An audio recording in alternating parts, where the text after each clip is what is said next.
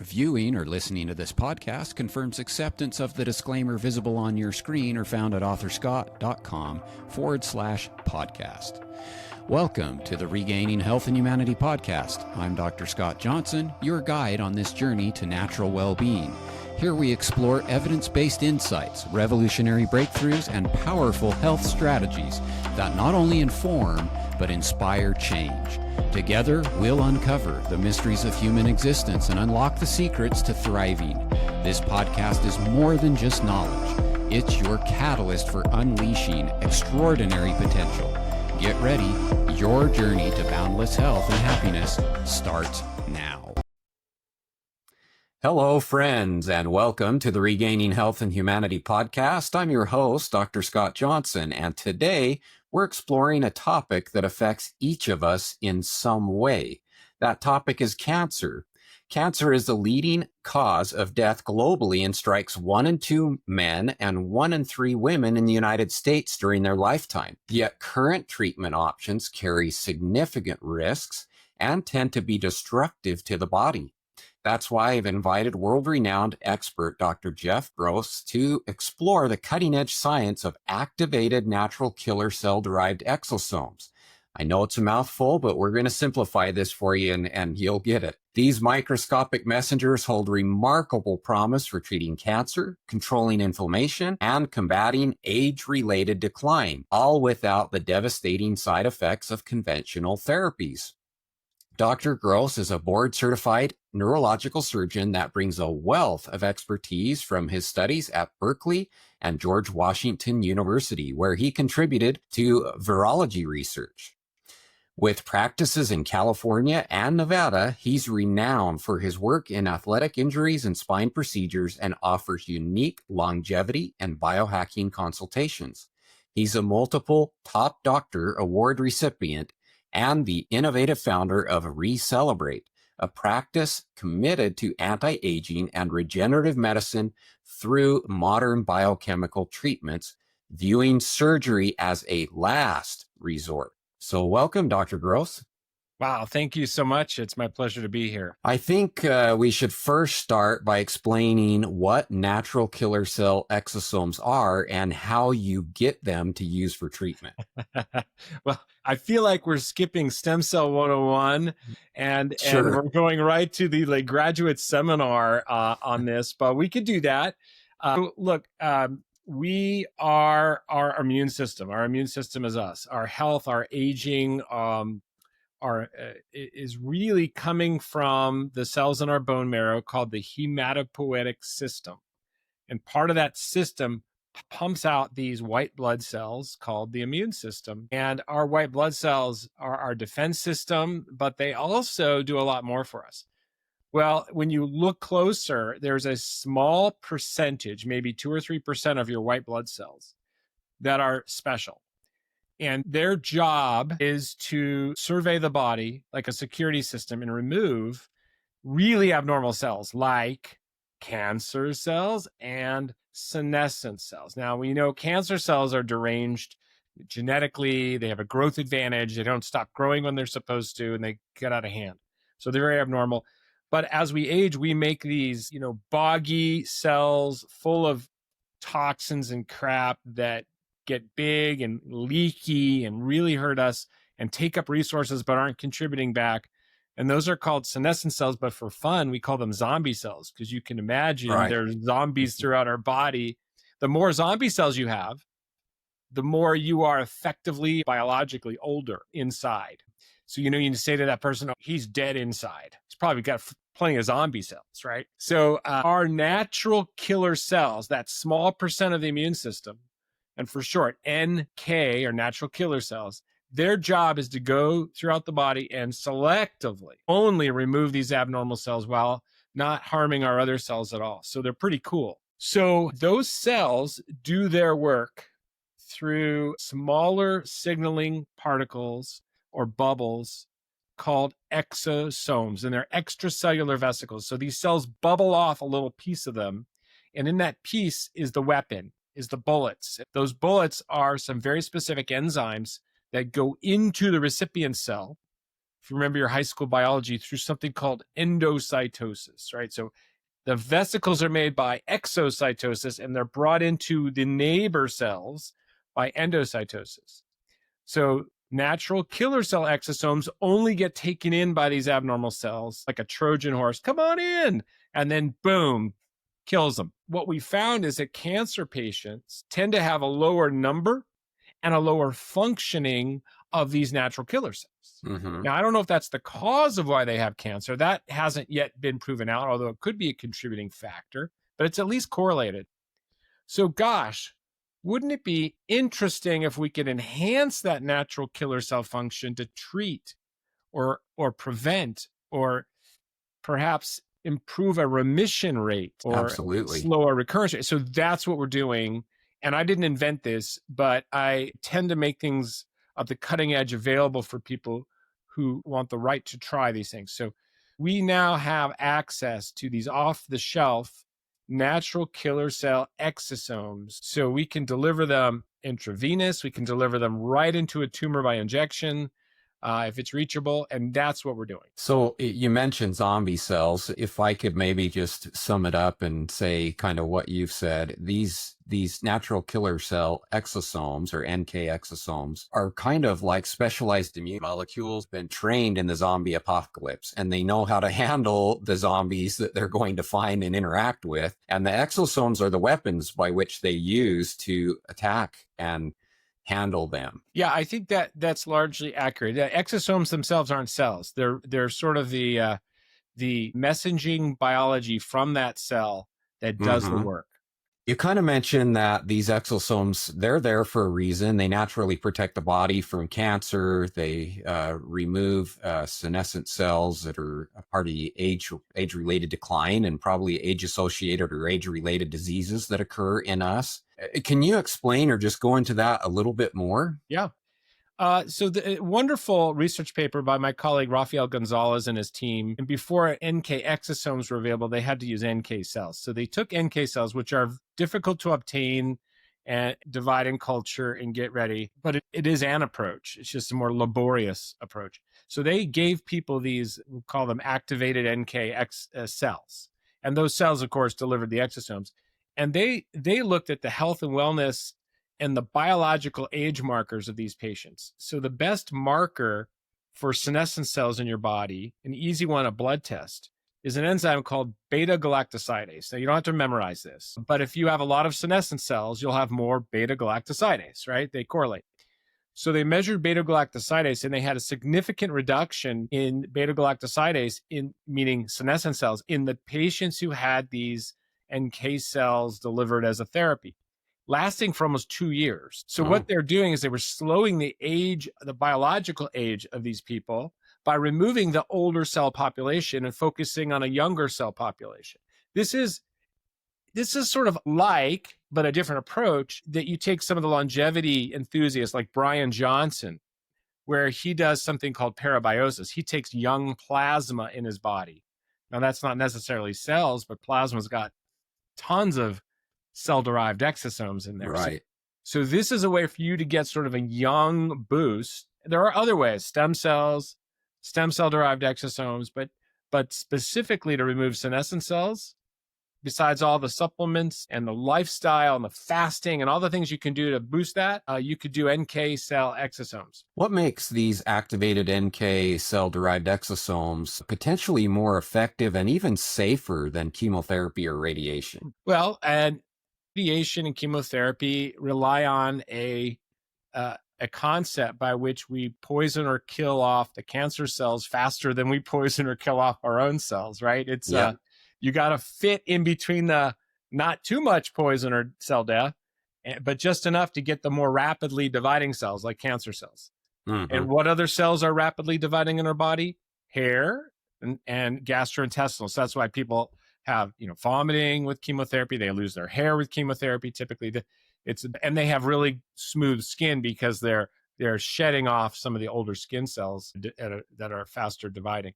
So that's how that works. But these natural biologic therapies don't have those types of side effects. In fact, we've not seen any side effects so far in the patients who have been trying this. That's pretty remarkable because there's significant side effects for chemotherapy and even radiation that has to be dealt with. And I have an entire chapter on essential oils and cancer, and it's in its infancy. I'm the first to admit that. Most of the research right now is preclinical. We have some case studies, we have some behind the scenes clinical experience. But because there's so many symptoms that occur, side effects to these therapies, a lot of my chapter talks about how you can use essential oils, and they've been used lots in clinical research to mitigate the side effects of chemotherapy and radiation. And so it's great that you have an option that has not thus far shown any side effects. I mean, that's remarkable to me to know that that's even an option. You mentioned that we're hoping that chemotherapy is going to target predominantly the cancer cells, right? But it doesn't do that very effectively. It attacks the healthy cells as well. Oh, yeah. That's why it's problematic. So how do these exosomes specifically target and destroy cancer cells without damaging the healthy tissues? It's a bireceptor. So normal cells put off what's called MHC, or major histocompatibility complex receptors, on their surface. So consider it like a lock and key. So this particular lock and key says when the natural killer cell exosome comes, if it's a normal cell, that MHC receptor says, sorry, your lock does not fit. You may not come in. But the cancer cells are deranged enough, and the senescent cells are deranged enough.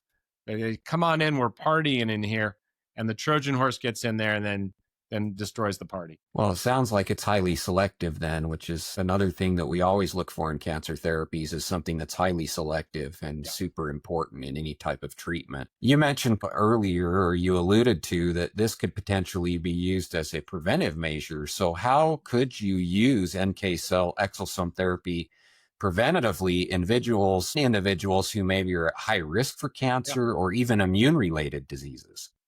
I mean, it just logically makes sense that if someone has a risk factor, a BRCA gene or a family history, that using NK exosomes maybe on a yearly basis at an infusion can boost that natural killer cell function and help clear out some accidental cancer cells before they can set up shop.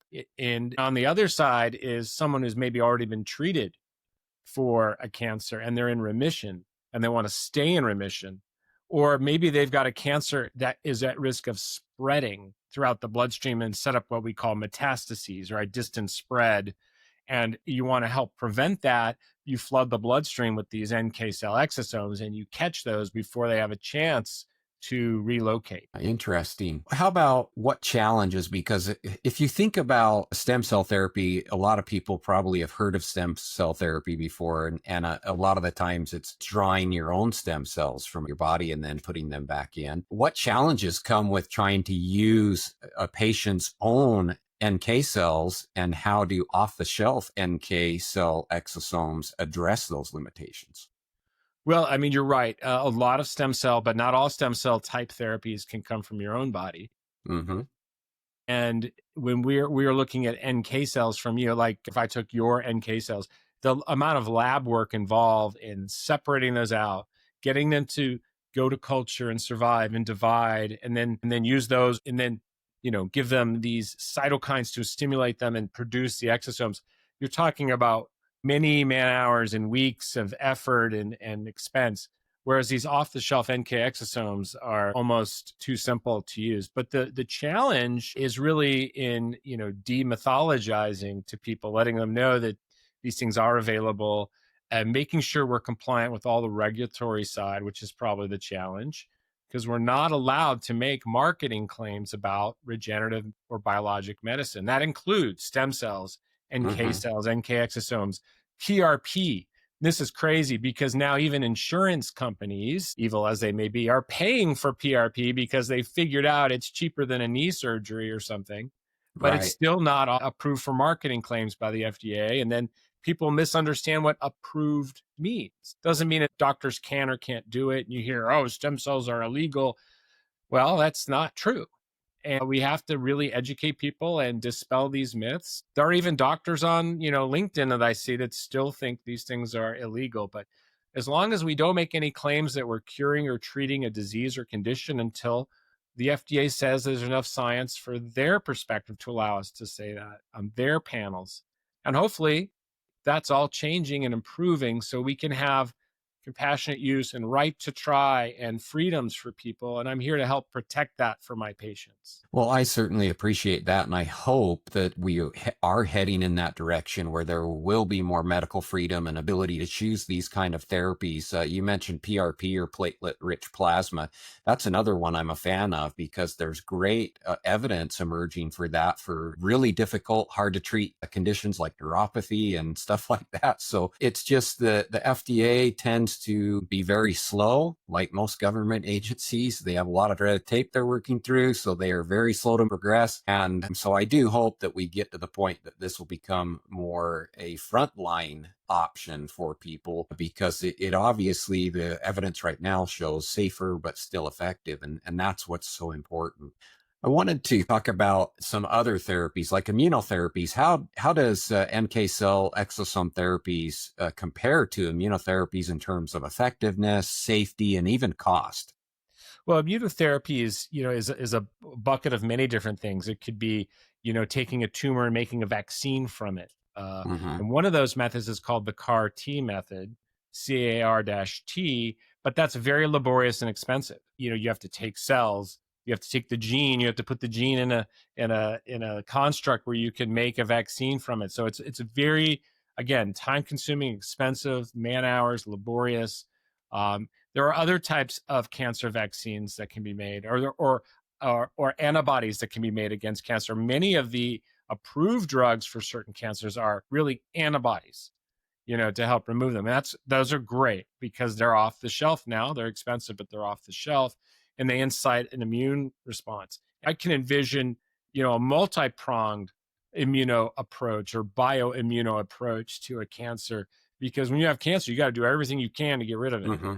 You gotta affect your diet and your exercise and your nutrition, and you got to look at hormesis and fasting and all these things, because this is your one shot to get it handled. I appreciate you bringing up those adjacent things that are so important because a lot of physicians will simply look at the chemotherapy or the radiation and they won't have these lifestyle and dietary adjustments that need to go along with it and won't consider these other adjacent therapies that can significantly improve the treatment that the patient is receiving. And so I personally appreciate that you also take that approach and bring in these other things that can be helpful for a person who's Oh yeah. going through that significant health condition. Thank you. Yeah, we want to try everything we can, especially the natural and obvious treatments. High dose vitamin Hmm. C, ivermectin, hyperbaric oxygen.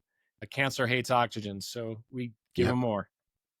There's so many things that we're learning and so many things to try and do. And there's even some emerging research that essential oils can improve the effectiveness of certain cancer drugs, which would mean that we could use less of the cancer drug potentially and have fewer side effects. So there's a lot of things that we need to consider and continue to explore to make our cancer therapies far more effective in saving people's lives.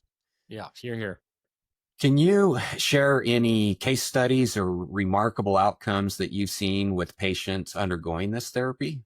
Yeah, I mean, and this is emerging, right? We're doing this in the Hmm. clinic, and everything's anecdotal until we publish. But yeah, I've got a patient I just saw, and he has a squamous cell cancer of the back of the throat that's causes swollen lymph nodes in the neck. He just refused chemotherapy. He's had this for a few years. It's growing to the point where he can barely swallow because it's obstructing his swallowing apparatus. And he has one metastasis as well to some lymph nodes. We actually gave him IV natural killer cell exosomes, and I also injected directly into the lymph nodes and the tumors, including through his mouth. We numbed it with some chloroseptic, and I reached back into his tonsils with a good sized needle and injected him. And he's starting to demonstrate some shrinking of these within a few weeks. So Hmm. we know we're moving in the right direction. We're going to continue to monitor him and see what else he may need. Meanwhile, he's at home doing IV vitamin C once a week. We're going to start to alternate that with some IV curcumin for its anti-inflammatory and anti-cancer properties. And we've got him on a high phytonutrient diet, lots of berries. There are protocols for Hmm. freeze-dried raspberries and strawberries and other berries that are highly anti-cancer. So we're pulling out all the guns. We've primarily focused on the cancer potential of NK exosomes, but I did want to at least ask one question about what's the potential anti-aging and regenerative effects of increasing NK cell exosome activity in the body. The study I quoted earlier with the NKs, anything we can do to reduce the number of percentage of senescent cells in our body leaves us with a younger cell population. And that younger cell population makes us internally younger. And therefore, if you're internally younger, you should therefore have a longer health span. You should have longevity and healthy longevity with it. So health span really being the goal there. Right. And I think that more people are starting to realize that we don't want to just live longer. We want to live healthier for longer. And so that word health span is so important, and it's very distinctive from lifespan. Lifespan is just how many number of years you get on the planet, right? Right. But health span is how many of those years are healthy that you're spending Right. without limitations. And so that's so important that we emphasize and focus on that. I wanted to end because at the beginning of this conversation, you and I were just chatting, and you mentioned that there's some crossover between essential oils and exosomes. And Yep. so I wanted to ask the question, if you can explain that a little bit more, because so many of the people that listen to my podcast or follow me on social media do so because they know that I've spent thousands of hours studying essential oils. Yeah. And so I want to learn more. How are they related to Yeah. these exosomes? This is an overarching sort of connection of biology and herbology and things we should really touch on because, I'm here because we have this exciting emerging natural killer cell exosomes that are very difficult to come by. So we're lucky to have them. And that's why we met, we're talking. But what I've done for many years, what I do most of still is using other exosomes, stem cell-derived exosomes from amniotic fluid, mostly for joint and spine health, because by training, I'm a neurosurgical spine guy Mm-hmm. and I'm a recovering surgeon of sorts. I like not having to do surgery as much as I can, always have. So what we've discovered from these exosomes is they deliver signaling into cells better than any other mechanism. If you eat food or supplements or vitamins, most of that gets enzymatically degraded as it's supposed to be. You absorb those nutrients, they get into your bloodstream, and some gets to your cells inside the cells. Mm-hmm. And that's really where the work is done and where you need them. However, anything with a lipid membrane, like an exosome, which is a little mini cell of sorts, delivers right to the cell by that endocytosis mechanism. As it turns out, nature gives us those two. Plants and fruits and vegetables make plant-derived exosomes, and we even have a nutraceutical based on that is delivered right to the cell with high potency, and that's better than most supplements out there. One way you can enhance vitamin and nutrient absorption is by something called liposomal. You probably heard of Mm-hmm. liposomal vitamins, and you put a little fat or fatty bubble around it, right? Right. And it gets to the cell better. You can have liposomal vitamins and curcumins and things like that. Well, it turns out essential oils go right into our cells, and Mm-hmm. their direct bioavailability is wonderful. And when you can deliver to the cell, you're getting the activity that you're supposed to get because all the machinery is in the cell. Mm-hmm. So that's the overlap. That's exciting to me because I know essential oils have a very strong lipophilic nature. They're attracted to lipids. They are able to penetrate cells. In fact, I've seen this and witnessed it with special technology. You can look at it through laser scanning, confocal microscopy. You can watch the cells penetrate a cell membrane and where they go within that cell. And some essential oils do have a preferential location that they go to within those cells, which is really interesting and fascinating to me. I'm a big fan of essential oils and their opportunity to synergize and work with other natural therapeutics and to enhance their activity. So I'm glad that we ended the conversation on that. Dr. Gross, it's been a great conversation, a fascinating conversation. I really hope that like I said earlier, these therapies will become more and more available to the general public. That's why I wanted to bring you on the show so people can be aware that this is an option, because I don't think most people even know that that's an option to them. So I appreciate everything you've shared and the work that you're doing. Thank you. Here to help educate, let people know that there are options. Thank you for having me. Thank you for sharing your time with us today. I hope you've gained insights to elevate your health and life. For more transformative evidence-based wisdom, I invite you to explore my 20-plus books at authorscott.com/shop. Don't miss out on the chance to supercharge your health and guide others to a better life. Like, share, and subscribe to join the movement transforming lives. Here's to your journey toward boundless health and happiness.